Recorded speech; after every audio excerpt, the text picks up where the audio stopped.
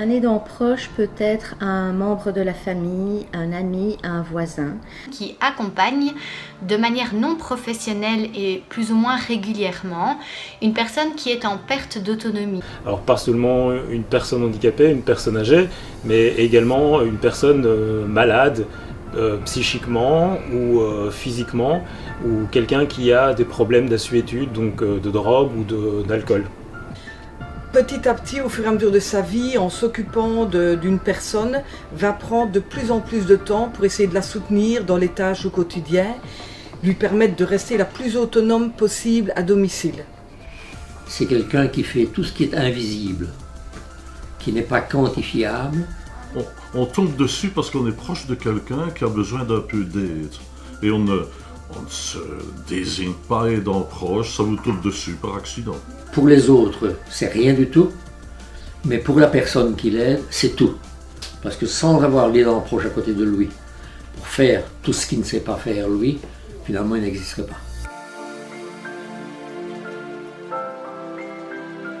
Dans mon domaine d'activité qui est le secteur du vieillissement, on constate effectivement qu'il existe des différences. Alors majoritairement et dans plus de 70% des cas, ce sont des femmes qui ont le rôle d'aidant proche.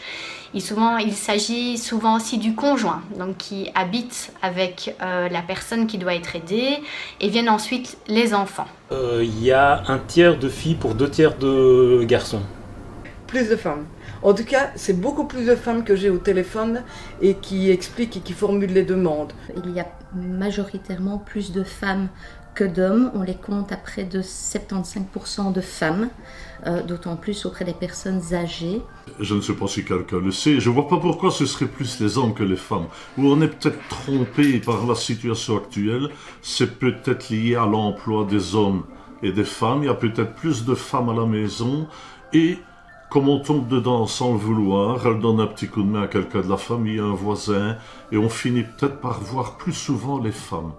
Mais si on faisait un vrai calcul, je suis pas sûr, la preuve, je suis ici. Mais là, est-ce qu'il y a un profil? Je ne pense pas. En fait, c'est quelque chose qui vous tombe dessus. Parce que c'est une situation qui se développe, et c'est une nouveauté, et il faut bien s'adapter, il faut bien réagir, il faut bien prendre les choses en main. Ce qu'il faut surtout retenir, c'est que chaque situation est particulière et donc, pour ainsi dire, chaque vécu d'aidant proche est unique.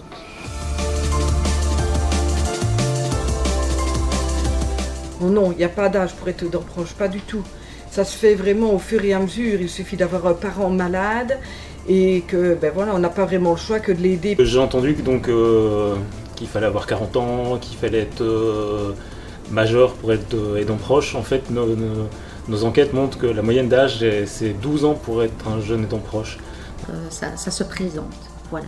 C'est-à-dire ça tombe dessus, mais ça se présente. Les enfants, parfois, même 10, 11 ans, prenaient déjà une certaine autonomie et finalement couvraient un petit peu des parents qui étaient un peu défaillants. Donc ça peut démarrer à cet âge-là, mais ça peut démarrer en fin de vie. Il y a les enfants aussi qui peuvent avoir ce rôle-là et qui sont déjà donc plus grands, qui ont 40 ou 50 ans et qui s'appellent en fait généralement la génération sandwich parce qu'en fait ils doivent s'occuper de leurs parents mais également de leurs propres enfants. Ça vous tombe dessus et ce qui est même dommage c'est que il y a beaucoup de jeunes qui sont aidants proches et on ne le sait pas parce que je pense que le jeune en parle moins. Il ne faut pas faire de formation, en fait ça arrive comme ça sur le tas, c'est des jeunes qui par loyauté envers leur famille s'engagent à aider leurs proches en situation donc, de dépendance. Sinon de manière globale, effectivement il n'y a pas d'âge pour devenir aidant proche. Un aidant proche, il a 1001 façons d'aider. C'est vraiment tous les actes du quotidien dans le but que la personne reste la plus autonome possible. Et pas seulement le ménage, ranger sa chambre, ce serait trop facile. L'aidant proche apporte un soutien moral, physique, matériel. C'est surtout être à côté de la personne et être prêt à l'aider mais sans s'imposer. C'est simplement être à côté de quelqu'un, effectivement, et presque anticiper son besoin sans nécessairement évidemment l'écraser. Concrètement, c'est de tout.